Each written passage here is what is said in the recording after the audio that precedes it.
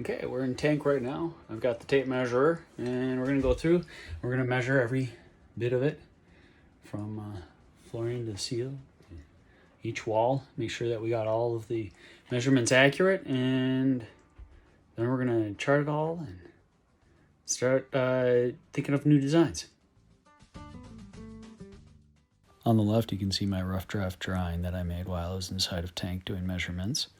And on the right, I'm doing a scale blueprint of tank from looking down, so you're looking at the floor. And I'm doing this at 16 times smaller, so every inch is equal to 16 inches. I'm doing this because inches are typically divided into 16ths, and this makes life easier for measurement in general.